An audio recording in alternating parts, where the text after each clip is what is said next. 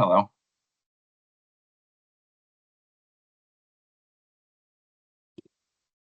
Okay. So, Hello, sorry oh, about that. there you are. Hello. Oh, Nice to see listen, this you. is about the fifth device I've had to try and get to say hello to you all. So Having some trouble. I'm reduced to the smallest device I've got, which is my iPhone. So I will be listening in, Taylor. Don't So worry. and I'm also marking my final dissertations. So I'm doing two things at once, which is, You. but you That is know me. I will. multitasking extraordinaire. I'll chip in though, obviously, in conversations, but it's nice to see everybody. You too. Okay. Um, so yeah, I wanted to start today by saying that if we want to move forward from SCHEC, which was awesome, I had quite a busy summer with stuff going on with me and haven't, really after the conference put things away for like a month or more. But I've started to come back to it. And now that I've had Welcome Week, I actually gave my students the full SJEC thing and said, there are so many good snippets in here. Please go find two or three that are relevant to you. Here's the journalism section, here's the PR section. And from my perspective, I'm going to start clipping it up shorter and getting some of those excellent clips out. But it might be something worth it because, man, listening back to that day there, I mean, we all sound so smart, if I'm honest. Because like when you stitch it all together, like we really covered a lot of bases of highlighting things that I think we all knew were issues, but now we were able to put them all out on a plate. And I think this association, Sports Media Education Association, can be a vehicle to move forward on some of these things. And that's sort of what I wanted to talk about a little bit today was putting together a board and an association structure so we can start maybe getting some research together, working on some of these ideas that we all thought were so good back in June. But I wanted to start, so that's the purpose. We're going to get to that. But I actually really wanted to start with the fun thing, the thing I actually was more curious about. Was wondering about some of your ideas for engagement on your course, or maybe some of the things you're going to be doing during Welcome Week, first term, whatever, to help with your cohorts, whether it be first years coming in or second and third years, anything in that realm. I wanted to have a bit of a discussion on. Now, granted, there's only a couple of us here, but we can at least start there, and then maybe people can chip in later. So, Raph, do you want to go first? Sure. To talk about Welcome Week, or Well, yeah, just in terms of, so we have obviously the course that they do. There's the inside the lines stuff. But is there anything in terms, maybe outside the lines, like sort of whether it's engagement stuff, not just Welcome Week, could be sort of full year stuff or things being put into place. But just curious, anything sort of outside the lines that the program's doing to try to help with students or anything? I'm not across the plans for Welcome Week because I'm not the program leader. Sorry, that's really unhelpful. I guess our kind of ongoing challenge is always that if you try to ask them to do anything outside of curriculum time, then the students are really reluctant. I don't know if that goes across institutions, but certainly our students are like we're dealing with them in class time, and it's hard enough to get them to actually come to class. To actually try to organize anything outside of that is just really hard. So when you say yeah. has there been things that have been tried that like just got no buzz, no interest? Like, what sorts of things? What do you mean? Yeah, so a couple of years ago, I organised a load of women footballers to come along for our students to interview. But obviously, because these are like league level, Yeah. they're not professionals, so they're only available in the evening, right? So our class finished at 5 p.m. and the idea was that these women would come along at 6. And the students would hang around to interview them. And I thought, I need to gauge interest for this because maybe some of them won't be interested in this opportunity. So the previous week I said, please, can you sign up? And I had 20 students sign up. And in terms of how many showed up, we had one. And I was really embarrassed. And so I honestly, at that point, I was just like, I'm not doing any more of this because I'm not putting in the effort outside of classroom time, when it's difficult enough to find the time to do stuff in classroom time, if you see what I mean. I don't blame you whatsoever with something like that. Just because I'm curious, when you did do it, like you brought in those footballers, and you said, stay behind to interview them. Was it like tied to anything that they were going to have to do or produce out of it or anything like that? No. And I guess that's the other thing, isn't it? Is they will do stuff if it's going to be assessed, but the drive from our senior levels of university is do not over-assess them. So we're only allowed to offer them 2 assessments per unit. So I'm running a first year unit this semester, and so we'll do 2 assessments with them. So I can't then just randomly say, this is going to be assessed. So we obviously every week we're doing stuff and we're saying, please will you write this, please will you upload this here to our VLE so that we can see your work and we can offer you feedback on it. But I don't have any way of making them do that. No, obviously not. Yeah. I'm going to come on to something in a little bit, which might be interesting to give your students since you haven't started yet, is I gave them what's called an academic motivation survey. I don't want to over-explain. Have you ever heard of that? Okay. Essentially, it's it's a Likert scale. It's like 20 questions, really simple to get them fill out like in class sort of thing. And then it gives you a breakdown of, at a bird's eye, how intrinsically or extrinsically motivated they are. So intrinsically meaning, they want to do it, or, the feeling comes from I want to. Extrinsic, somebody's telling me to, more carrot and stick approach, or a motivation, which is a lack of it. And it's specifically tied to academic motivation. And so what it tells you when you kind of are able to tab the results, and I'll show you how I did that with ChatGPT very quickly, it gives you a small profile of the student. Now, it's not deep, but it gives you, a little bit about how they might lean as a person. And then you can take that into your, whatever, personal academic tutors or whatever, to maybe try to prod them a little bit because you know a little bit about them that maybe they wouldn't reveal and stuff like that, like motivation just to do the extra. How do we do it? Maybe there is, maybe the real way with a group like that is do it because it's an assignment. There might be other groups that are a bit more intrinsic. So anyway, I'll talk about that later, but it would really help. That is frustrating as all out. And especially if you're not able to do things out of class time. And you said that's met with a lot of resistance from the university or the higher ups itself. Well, we're not allowed to just introduce. Well, I would imagine this is the case everywhere. Like for your assessments, they have to be approved.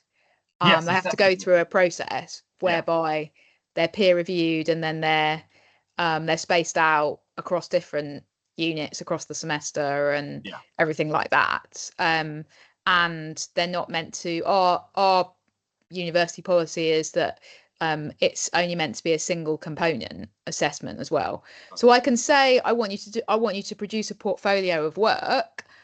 But I have to be very specific about what I want them to have in the portfolio in week 1. I can't then just randomly add things in. So there's not that flexibility that you might go, well, you have to do this. Otherwise I'm knocking 5% off your overall grade for the unit. I think that's that's a problem with the UK HE system in comparison to, it feels like North America, where there's a lot more freedom to do things like that. I think we should be able to knock marks off if they don't attend and don't contribute when they do attend. But I'm having to deal with the things that are within my control, and that is not within my control. So, yeah. I wouldn't assume it's the same everywhere. I think that's one of the things I've noticed just in the few meetings amongst these group of people that we've had, is that things are sort of different everywhere. And I think that's the frustrating part when we get stuck somewhere or stuck at a ceiling and we like, is this how it is? And in some places it is, but some places it isn't, and that's the frustrating part, isn't it? That does suck. Anything else? So like, is there anything that you wanted else to add to that question before I moved on to Tim? I didn't want to cut you off. Okay, excellent. Tim. Yes. What about Beckett? Well, just firstly to agree with Raf, is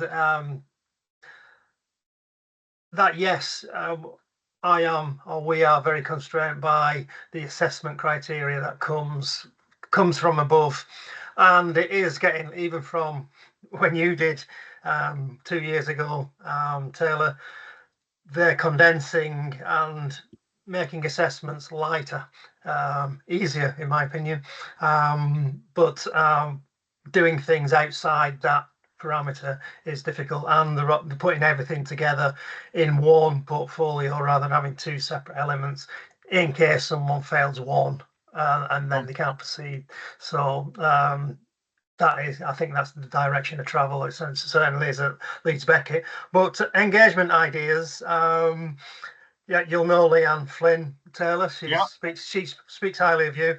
But I'm in negotiations with her next week, which is our induction week, to take everyone off to Headingley and just be there, just look at the press box, and this is, you know, this is a big stadium relatively. So that's what we're hoping to do, and hoping to get a relationship with her, with them, not necessarily to do Leeds Rhinos first team, but second teams, academies. They do netball, wheelchair rugby, and kind of get that, giving students an opportunity. Whether they'll take it again, going back to what Raf said, it's a different matter, but saying, listen, you can go along to the opening game of the netball season in January or whenever it is. So that's what I'm hoping to do. Similarly with the MA course, do you know Phil Hare? Have you ever meet? He's coming along. He's got great relationships with Leeds United. And Lewis Reynolds also got good relationship at Huddersfield, Bradford. And we're going to be taking them as soon as we possibly can to a match, to a even if it's just to sit in the press box. And you're going to take all of them. The MAs, yeah, that's the idea. But there's only going to be, it's in negotiations. I am in email conversation at this very moment to just get everybody in to sit down, and this is what happens. I think that's terrific. I mean, it's hard to find places that'll take a group. That's always one of the main issues, isn't it? Bradford has a massive press area. Yeah. And they almost never say no to anybody because it's so big. Might be one to think about. So that is the idea, and because we've got local journalists who report there every week, rather than me emailing the press officer and Raj at Huddersfield, he said he'd help out as well. So but because it's a small group and it's MAs, more mature students, you know, you haven't got 35 18-year-olds in the press books. So that's what we're looking at, and it's all ongoing, you know, but kind of engaging almost straight away with the students to get them excited a little bit about. We haven't got the sports museum, sadly, but that's a good call. It was fun. Yeah. I enjoyed it. That's good. Like, getting them out to places, I think, is definitely the way to go. And like, I'm about to go on to a couple of things I'm doing, and the thing that does make my stomach turn is, you know, you throw opportunity at them and you just hope they take it. Yeah. So one of the things I'm doing is I do like a match reporting spreadsheet where I contact a lot of the local teams as high up as I can, basically up to the Premier League and championship and below. And I ask, you know, can I please have 2 seats in your press box to each home game, if there's space? And almost everybody says yes, because why not? And so what I'll do is I put together a spreadsheet on my end. It's just a Google Doc with a load of games on it, with 2 spots you can sign up for. And then, like on Wednesday or Thursday before a game or before Saturday, I'll send off a batch of emails to the media people saying these people have requested. And I just basically act as the assignment editor, more or less. And just if they sign up for a space, they can go. And then they go and they get the same press pass as everybody else. And it feels very real to them. And what I don't do is really specify what they have to do. I say things they can do, like they can write a match report, you can write features, you can go to the press conference and film clips and do whatever you want, really. Because I used to think that was really the important part. But really what the important part is, that I stress, is that you got to talk to somebody. You have to go talk to one other person while you're there and then come back and tell me who you talk to. That gets taken up a lot. It keeps students really engaged because they can use it for their assessment if they have like match reports or whatever due, or even news stories that you can find. But it just gets them out doing stuff and making contacts. That sounds like a lot of work, though, I must say. I've been doing this for a few years, and I found a way to do it somewhat economically, although you're right, it does take up a chunk of time. But I'll put like a couple hours into it. I'll get like 6 weeks worth of fixtures done. I'll knock the spreadsheet out for like 6 weeks. And then I'll have sort of a reserve spot in my calendar, and I'll make it very clear. Like, if you sign up after this time, you ain't going, because my emails are getting sent at Thursday at 3:00 or whatever I'll say. And that keeps it fairly limited. What I'd really like is to find an intern of some kind to maybe help run this. But it is such a well engaged with thing all throughout the year that it's a nice thing to keep going. Plus, I've been lucky to be in places like Leeds and Manchester where there's just tons around. But I don't know, what's it like down in Bournemouth? Like, is it are there small teams around in different sports and that? Yeah, I mean, I think it is a bit tougher. Of course. We've obviously got a really good relationship with AFC Bournemouth, so we have students regularly going to their Friday morning press conferences and going to the press box there, and we do get students who will sign up for that, but that's football, so it's a bit narrow. The way we do it is in first year we say we want you to sign up for a patch, and this applies to the new students as well. So the new students will sign up for things like local politics, or I don't know, local theatre in the arts or whatever, and then the sports students will sign up for either a specific team if they want to do football. But we don't let them sign up for AFC Bournemouth because that's separate.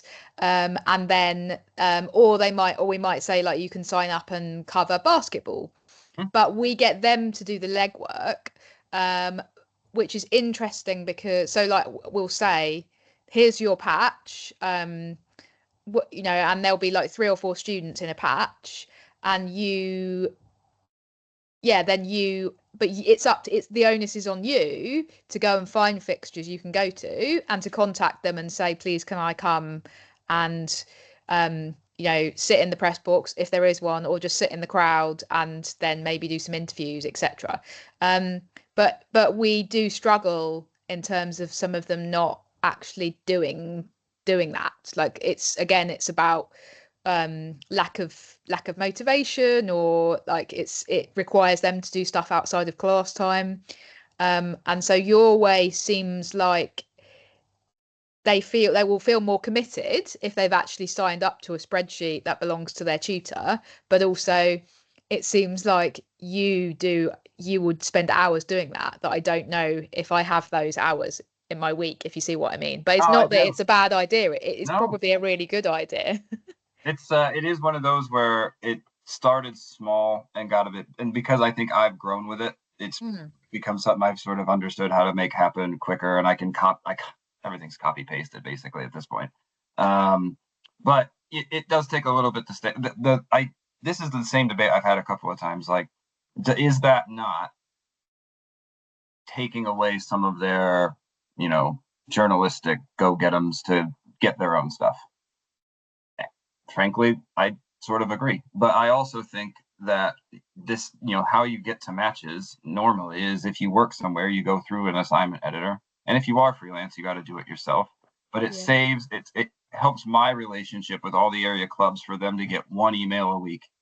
Yeah. Rather than, well, I have 50 some on a course, so it could be hundreds every week, and it helps in that capacity. Mm-hmm.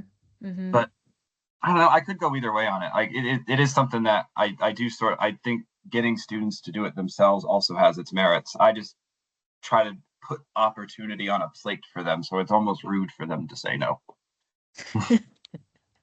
The other things I'm considering is sort of a idea that I think I'm gonna sort of steal from the University of Derby when I was there, is called Monday Night Talks. And so we have quite a few people, maybe virtue of where we are, that are sort of connected to the program. Like we have Clyde Tildesley, who's going to be working with us, and Dan Roan, who's going to be doing some stuff with us because he's nearby, and XXXXX. But also like athletes, players, whatever, to bring them in one night a week for a predetermined amount of times for students to say, here's your crack. Call it what it'll be, a sort of a guided Q&A, maybe for the first 20-30 minutes, me or whoever's hosting with the person, and then the students get 20-30 minutes. And then to use this not just for the students though, because I want to film it, I want to put it on our socials, I want to do that kind of thing, but letting students have that kind of regular once a week kind of thing. Now I'm debating on doing it in person or on Teams, because people tend to, giving them one less bus ride in or whatever is always a good idea. But I think that sort of once a week contained thing to try to give them some regular contact with people is something I'm going to try to do. And I'm sure, in Leeds and Bournemouth, there's enough, you were talking, Tim, there's enough names around. Raf, I'm sure it's the same, where maybe you could have, it doesn't even have to be every week, but something regular. That's something I'm going to be doing as well. And then I'm going to straight up steal, I'm saying this to you, Clan, last thing, I'm going to straight steal your idea. We got 14 women on our course this year, which is more than I've ever had. And I'd like to run some like women's only sessions, like maybe once or twice a term, just email them ahead of time and say, come on in, and then have a woman come in and talk to them. We have like Alice McKeegan or somebody like that. We have Emily Croydon on our staff, somebody to come in and talk to them about their career or whatever, have some pizza, a little bit of networking time amongst themselves. That's what we're doing. Again, this is a short conversation because there's only 3 people here. But if anybody listening, catching up, please do share your ideas, because the more we share, we take notes just like this. Okay, so anything else after that before I move on? All right.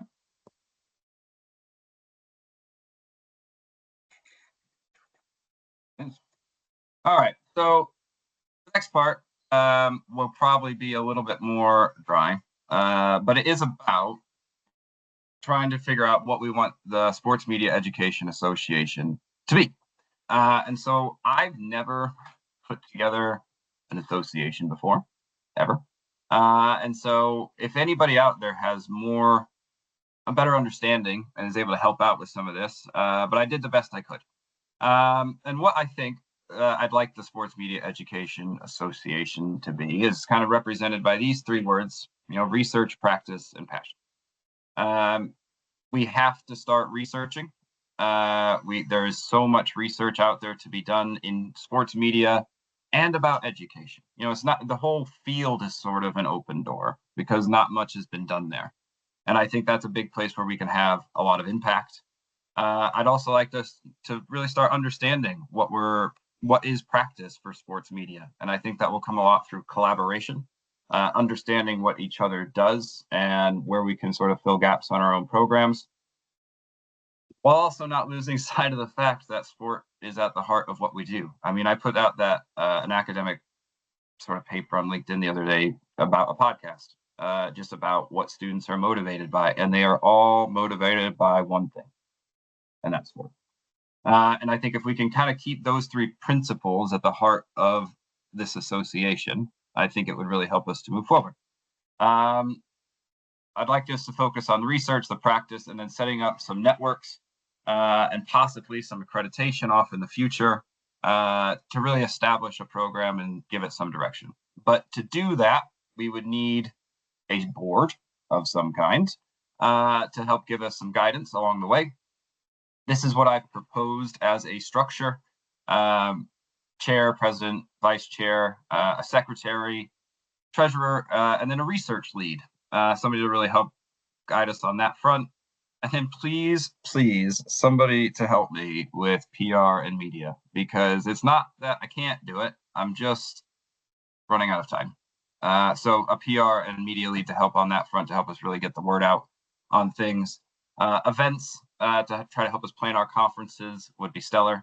And then I'd like to have some representatives, a student representative, maybe somebody early career, and definitely industry. Getting some people in that are, from who are journalists, who are working in media, to sit on the board and help give us some direction. And then, I'd like to have the committees that are focused on certain things. This all depends, obviously, on how many people we get to be involved and all those types of things. But this is what I would like to propose to move forward with a wider discussion, and anybody who would be interested in having any of these roles as we move forward.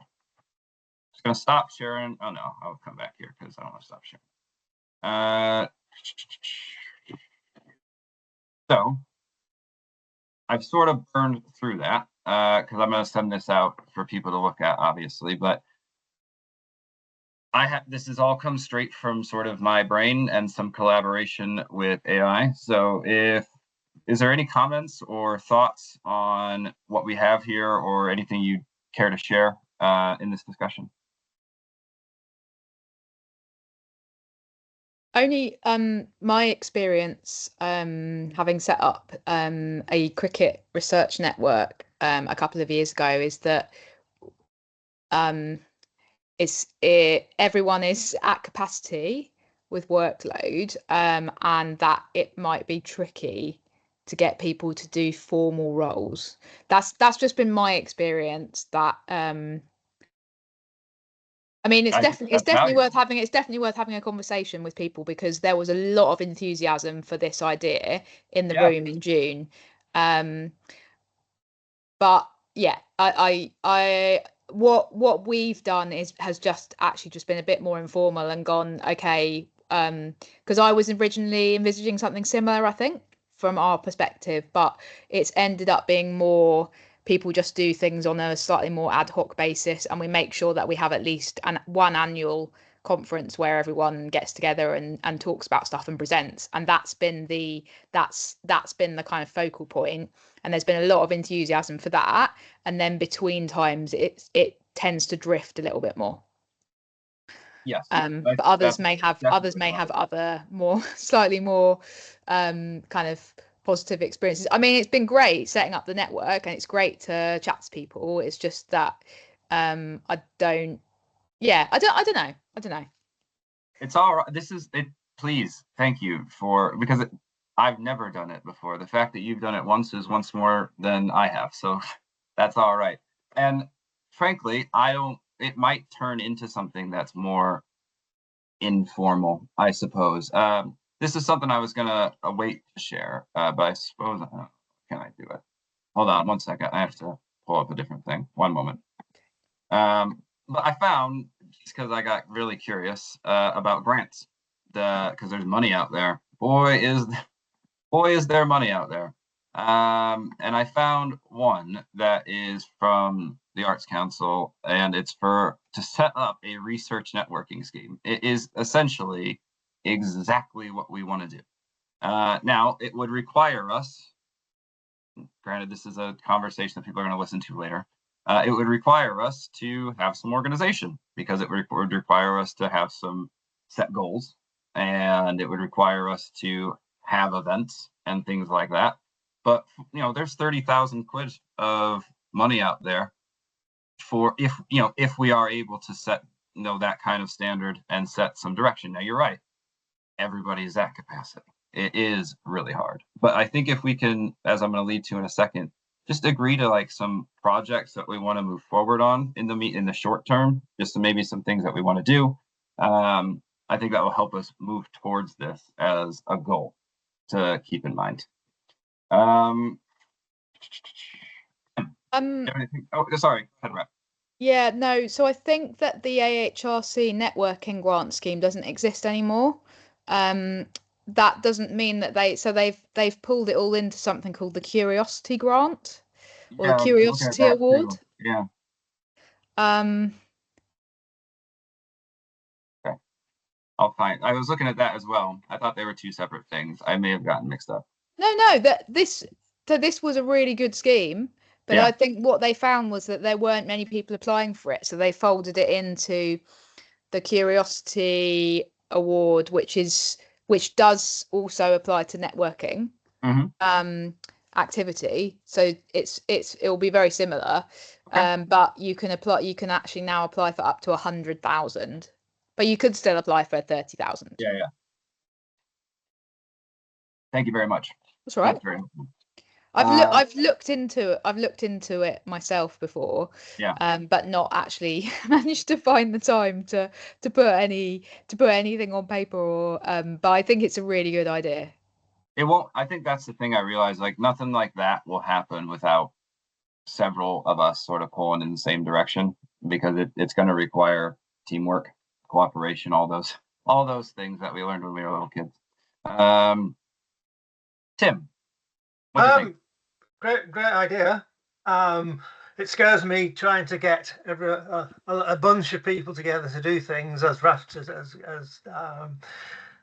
pointed out. It'll take a lot of drive, and I know you've got it, Taylor. You've got it in abundance. But that would scare me. We need a treasurer and need people to put the name. And I'm thinking I'll do one of them, but then I've got to submit my PhD in April. I'm thinking, oh my God, wait till that's done. Then that's not right now. Like that, what you need to do is finish your PhD for sure. Yeah, absolutely. Yes. So that would be my. I've never, like you, Taylor, I've never done anything like this. I'm only starting my third year in education, so all this is new to me. But it's a great idea, and if you can get funding, that makes it worthwhile. If you see what I mean, I'll be treasurer. I'll take the 100 grand and look after that.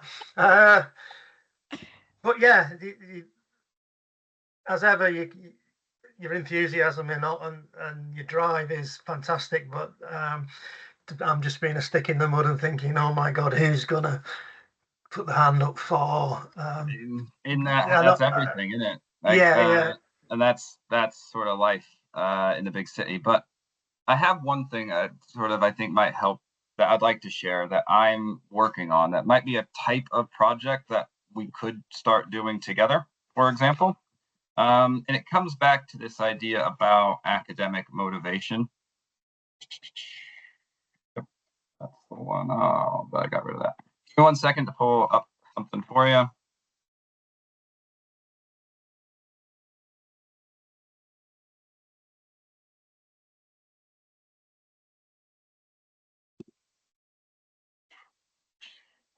Okay, I am putting something in the chat now, and then I will also bring it up on my screen.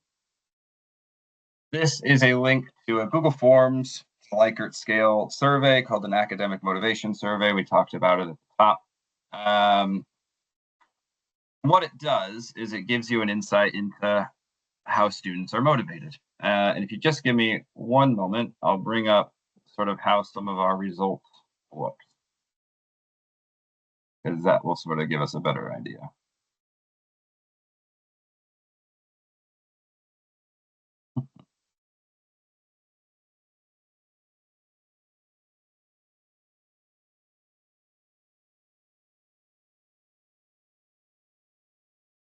Okay, so I can send out all the information about this so you can kind of get the background on it too. But there's intrinsic and extrinsic motivation, and there's different subtypes within that, right? And this is something that I just gave to students at University of Salford.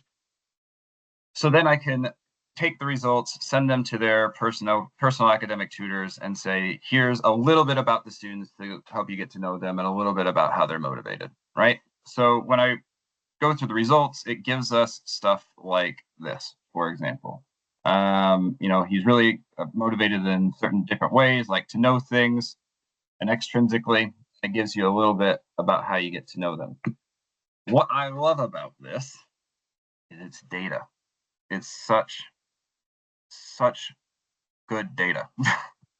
And what I would love to do is get some people who might be interested in giving this to their students, first-year students at their university during Welcome Week. It doesn't take long. And then we can have that's a research project, right? And then there is there's grant money for stuff like this. Like I was looking at a Leverhulme, I can never say it, Leverhulme grant for studying motivation, studying in a new field, studying something that hasn't been done before. And this is something that hasn't been looked at, the motivations of first-year students. The other one I would really like to do is to find out, does anybody, and I'm sure there is, have essays in their curriculum years 1, 2, or 3 at all? Yeah? No. Okay. How are you dealing with the AI problem?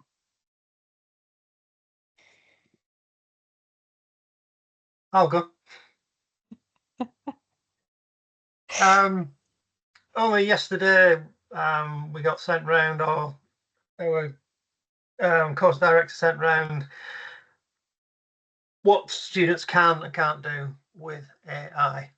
So we have now got a worksheet that we will present to the students next week. What you're allowed to do and what you're not allowed to do. So that's. Can you give us a broad strokes? Like, I can get it up in it. Essentially, you can do your research using AI. You can. I think there's 5 or 6 points. If I can find it, I will show you it. Yeah.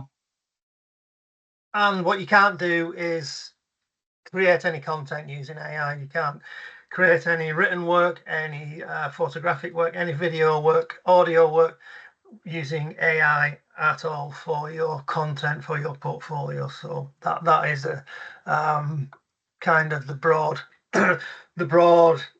dynamics, or the structure of what you can and can't do. So we're not saying you can't do anything, but we are putting a structure in place. I don't know if you guys are doing that. We had this argument around our staff table just the other day. Are you teaching it? Are we just telling them what they can and can't do? We will show them how to use it. Well, yes, we got Paul Marston. You know Paul, don't you? Yeah, man. Yeah, he's going to do AI classes, how to find stories, how to find information, even crunch data. No expert myself. I'd probably need to go on to those classes. That would be. I'm gonna have to message him because even to get those resources shared internally, just so we can see how it's being taught and stuff I think that's excellent. It's great to hear. Yeah, well, funnily enough, on LinkedIn, he's doing a series. So it's open to everyone. It's done 2, so you can. If you're gonna, email him how we're going to approach it, rather than there are some of my colleagues that rail against it altogether. No way. But you're fighting a losing battle. I find it very frightening what it can do these days. Yeah, absolutely. Raf, what are they doing at Bournemouth? Well, we had a meeting just last week saying we need to do more. I think we're at that tipping point now where previously we've gone, we're concerned about students using AI, and we're trying to police it, to we actually now need them to be graduating knowing how to use AI. And that's we're a bit behind the 8 ball. I think but everybody's right at the same point. And one of the difficulties is, as I've already said in this meeting, is that universities are not built to be agile. And really what we need now is to be going, well, what, probably not first semester, but in second semester, can we have an AI unit? But we're not going to be able to do that because it's going to take too long to get it approved. So we're now thinking, well, how can we build it into our existing, into one of our existing modules? Yeah. And most of us, including myself, are simply not equipped to know what we should be like, what to actually teach them. What are the tools that will be helpful to them? And partly it's a problem because what we might think now is not going to be the same in 3 years either. Like we need like a really hard study. Like we need something very quickly, like I don't know, 50 people in the industry. How do you use it? Because like right now, how are you using it? That, because you're right, we're all stabbing in the dark. Yeah. That's very interesting. Could I just add a observation or a tell you of something that happened last year? Someone you actually taught, Taylor. He submitted in the very final semester of his degree. He submitted a portfolio for the photographic module, totally AI generated. The photography, the words, the full lot. And our course director who taught the module kind of clicked onto this, and he did what's called, I'm sure you've heard of it, reverse image searching. Yeah. What are the biggest challenges? Say again, sorry? Sorry, I was just clicking on one of Paul's YouTube videos and it blasted out into the chat. Please keep going. No, and we have to pull him in, and really according to university regulations, it should have been disqualified. But we were lenient. He didn't graduate with the rest of his pals, but he will graduate. I just couldn't do it. So we fudged it a little bit.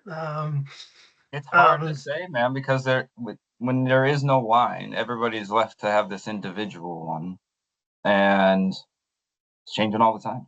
It's really tough. Yeah, but that did happen. It was an AI generated project. Yeah. And against university regulations and all that involves. It's not the assignment. It wasn't. They didn't create what they were meant to create, which is the real bummer. Yes. But you don't want to be in that situation with students thinking they can do it, and then, I mean, I wouldn't have detected it, but somebody could and did, and you don't want to be. And that's one thing. To do it like that is pretty brazen for images, and that becomes a lot more obvious. James, how are they doing it up north? To be honest, I think we're being shut down. So. Oh yeah. Yeah, I think this is the end of our journey. So, yeah, we're going to follow the likes of Canterbury. Is it Swansea? There's about 4 or 5 other courses that have all closed to the summer for BA journalism, sports journalism, mostly.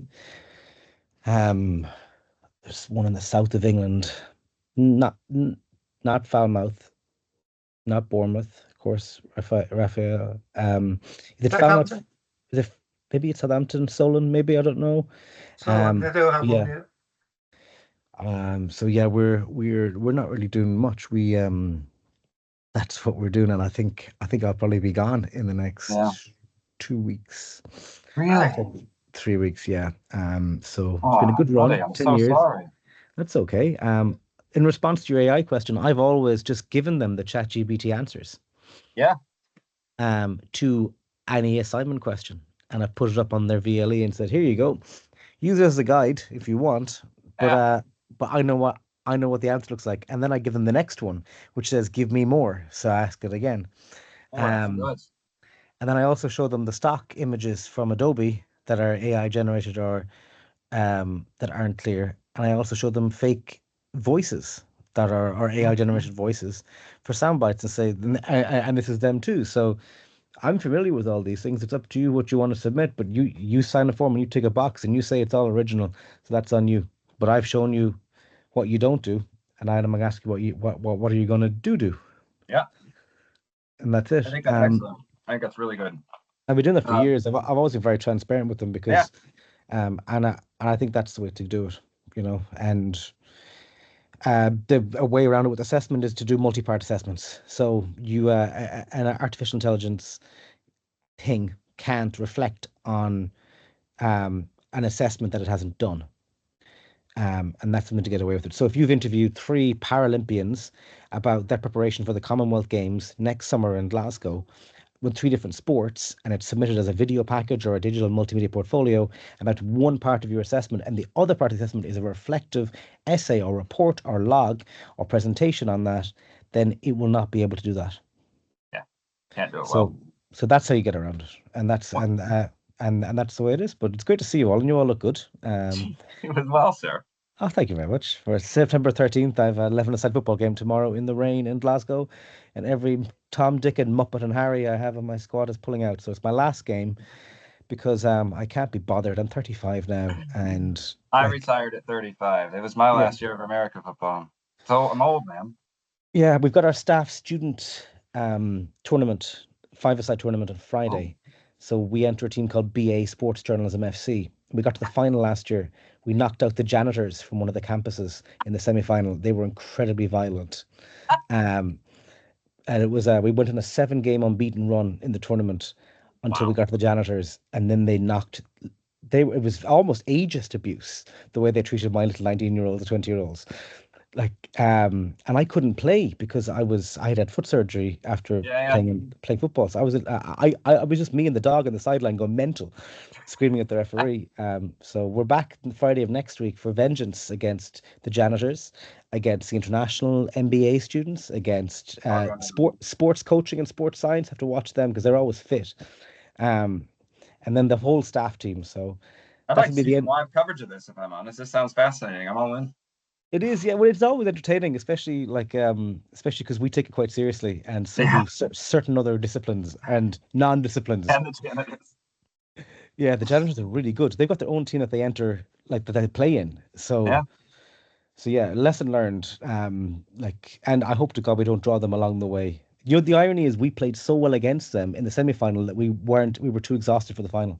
I get it. It happens. Yeah. If we'd drawn something like religious studies or something like that, we would have been much fresher, you know, or my degree, which is English literature and classical history, that would have been much more relaxing. But no, we drew a bunch of guys in their early 40s who were hardened Scottish people and were there to knock out as many 19-year-olds as they could. Just a fun Glasgow Thursday afternoon, really. Yeah, it's a hashtag can't wait. But yeah, that's the rest of my week. Roundhouse way of saying, so thank you for all that thought on essays. I appreciate that. So I tried to get essays out and I couldn't. And so what I'm going to do instead, I got this idea from my boss who I'm going to do it formatively because I can't get it into the curriculum to make them do it. But I really want to do a Viva. And my boss said that there was another department that was doing it like a podcast. So you just invite the student in to record a 5 to 10 minute podcast about their process. So how'd you do your essay? What kind of research did you read? How'd you feel about it? How'd you make that argument? 5-10 minutes of back and forth recorded in the podcast studio just to check their process. And I think that's how because it'll become very apparent if somebody just knocked it out with AI, they're going to talk about it in vastly different ways than somebody who went through the process. As part of that, would this be instead of a reflection? Yeah, we're thinking around that as well. And that's came up with the Viva idea, but not the podcast. But that could be more like media and sport and journalism. Couldn't be doing a podcast? I might steal that one.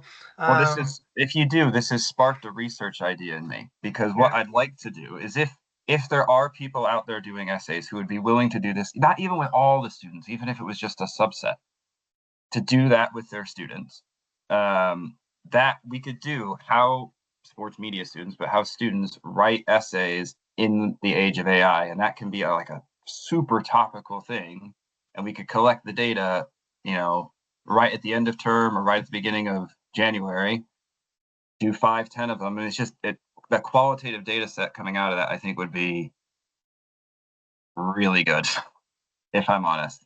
And it may not be super relevant for super long because we might get rid of essays altogether, but how students work in the age of AI, there's a lot to pull out of that if we can just get a few people to do it. Thoughts? It gives them something that demonstrates their voice. It gives them something that demonstrates their knowledge, and it gives them a digital artifact that they can then take into a different capacity, whether it's work placement or into something that's more engaging. So it's always good to have samples of your voice and your face anyway. So just in general. Just in general, it's better to have that than to have a bunch of words that no one's going to read after they get graded. Yeah. So.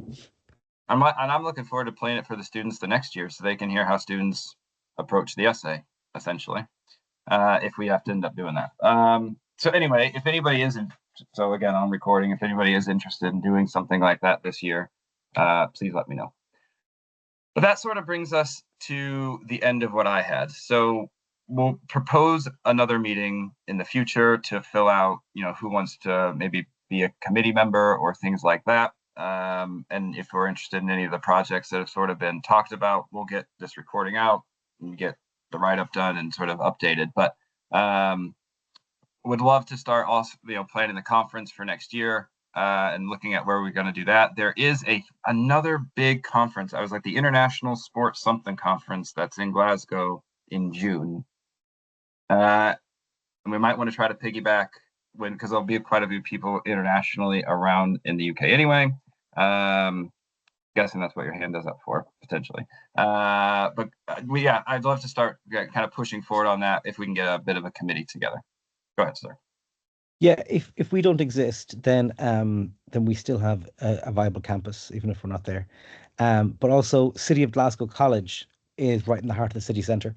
Okay. And they have articulation agreements with us, and they do sports journalism at first and second year level, and they have good staff. Another option is that my other employer, the Open University, I've spoken with them casually about this in about 3 meetings, and they are open to it, but they would also like the opportunity to invite all of their partners around them, so like Silverstone, F1, Red Bull Racing, and those kind of people too, because they're OU partners, and they're situated all around the campus location. So they said that's something that if it was an option for Milton Keynes, could they include F1 sports partners to attend as well? Interesting. Something for the board to consider. But yeah, so real quick, as just a bit of a straw poll to go around before we're done. Like I did plan this, 2 weeks in advance on a Saturday from 1 till 4. Clearly hasn't worked out very well. But it always is very hard to figure out when to sort of do these things. Not that anybody knows whether they'll work out or not, but does anybody have any suggestions for times to try, so we can maybe try to catch a few more eyes? Wednesday afternoons tend to be days when universities normally have sports or practice or training or societies or debates, and they're normally when would suit for this kind of thing. That's a good idea. James beat me to it Wednesday afternoon. Okay. That's when all sportos are free. Why did I not think of that? That is an open goal, Taylor. Jesus Christ. That is a great idea. Thank you. And I think that's what we'll do next time. That's all I had. If anybody has anything else, would love to hear. I plan, had the mass mapped out for much more time than this, so I'm free. But if we're done, we're done. So I'll leave the floor open if anybody's got anything. Sam, go ahead, pal. Hey, sorry. Like I said in the chat, sorry I joined so late, and I spotted it on LinkedIn the other day and joined, but this morning, kids at football and all that. So apologies that I joined so late, and I'm sure I missed quite a lot. I just wanted to chime in. I'm not actually an academic. I'm a senior technician at Manchester Met, and I run a sports broadcast project every Wednesday afternoon. So I might not be able to join the next meeting. But I just wondered if this is the kind of work that your organisation, as it is, would be interested in, and whether I'd be welcome to kind of continue joining. I'll give you a bit of background. It's called Matchday Live. What is it? So give us some more detail. Yeah, it runs. It's a co-curricular experiential learning project. My background is broadcast and tech, but we use sport as our kind of vehicle to teach these things to students. So it's called Matchday Live. It runs every Wednesday. For the last 3 years, we've done basically 2 games every Wednesday. Yep. We have student presenters, commentators, camera operators, graphics operators. We try and get it as close to a Sky Sports style production as we possibly can. It goes really well, really popular. Students love it. People who kind of take part kind of self-report massive upticks in self-confidence, and just kind of being able to get their hands on the kit kind of pushes it forward. It's also now developed into a partnership with Manchester Basketball, which is our local professional basketball team. And now our Matchday Live team broadcast all the women's SLB games from Bellevue, the National Basketball Performance Centre. Season starting next Sunday. I'll put a link in the chat. So while I'm not a member of the academic team, I do obviously work with the students at quite full on sports media. Yes. This is a huge part of what there's the pillars I talked about earlier were research and practice were really sort of the 2 things, and more collaboration than less. I've been talking, that's sort of my whole reason for doing all this in the first place, is that I realized none of us talk to anybody, like, ever. And there was no vehicle really set up in which to do it besides individual emails with one another. And so one of the things I'd like to do, get research projects off the ground, but also, like, if there is collaborative projects to work on, a place to put those, and for different course leaders and stuff, academics that would want to take that kind of thing up would be able to say, yes, let's jump on that, let's take advantage, because that's a massive part of the learning process. Yes, absolutely. Fantastic. Yeah, it really is, like, it's a massive undertaking what we run, and it's totally co-curricular as well. So it's not only multimedia journalism students who take part, although they are you kind of our main customer, so to speak. But we have students from across the whole uni. So we've had a filmmaking student who kind of joined the uni to become a director, and then he left the uni having completely changed his goal. Now works for Eurosport as a kind of broadcast engineer. So I think it's kind of giving people skills and the kind of an insight into the world that it would be fantastic to share with more people, kind of have a network of people who see it. Because I think I know there are MA programs who do things similar, but I'm not sure of anything on this scale as a co-curricular option. So there'd be a lot of kind of, if people were interested in research and kind of talking to the people who take part, it would be. A research project on something like that would be perfect, because we don't have the data to pack up those things. And when unis come calling to start cutting costs, we need to have something that says, actually, this is worth it. And here's the proof.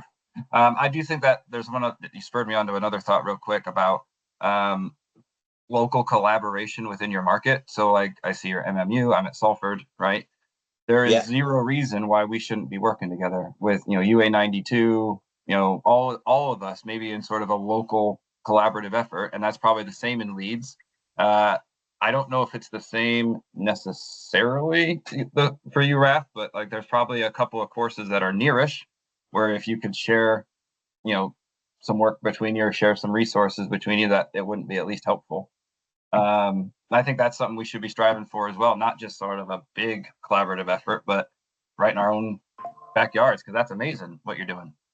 Yeah, it's real good fun, and it's I'd love to be able to kind of have a network of people who could maybe come in as well. We have had the Salford guys have been down to visit us. UA 92 have broadcast from there as well. So we do have kind of ad hoc links with the students who were doing it that particular week, but it would be fantastic to maybe kind of organise get-togethers and kind of showcase the whole thing properly. Yeah, it'd be great. So yeah, I just wanted to chime in because people talking, quite academic things, and I'm totally up for supporting and working on those sorts of things as well. In my role, I do contribute to research, but I don't lead any or. Yeah, I mean, it's part and parcel, isn't it? Like, there has to be people like you, and there has to be people like us, and we gotta find a, we can all work together. Because if there's all these things that are already happening, it's not like you're gonna stop doing them. But we, the more research that we can do on those practical type programs to say, here's their effects, the better. Fantastic, cool. Well, I've put a couple of links in the chat of some of it. I've got videos of students speaking about the project. Some of it is a little bit of background about kind of the studio and things like that. So feel free to look through. Will do. Thank you very much. I appreciate it, Sam. I'll be in contact with you soon. I appreciate that. Thanks for coming. Cool. Any more? Thank you very much. Sorry, that was me. I was playing Sam's video there, so it's working, Sam. It's working. No, that's great. Well, thanks for being here. I'll get the recording up. Hopefully we'll get some response going. Good luck with the start of your terms, and stay in touch. If there's anything that I can help with or anything, like, just, you have my email, please let me know. Cheers, Taylor. Thank you for your efforts. Thanks, Taylor. Nice to Thanks, see Taylor. Everyone else as well. Thank Thanks. Bye-bye now. See ya. you later. Bye. Thanks, bye.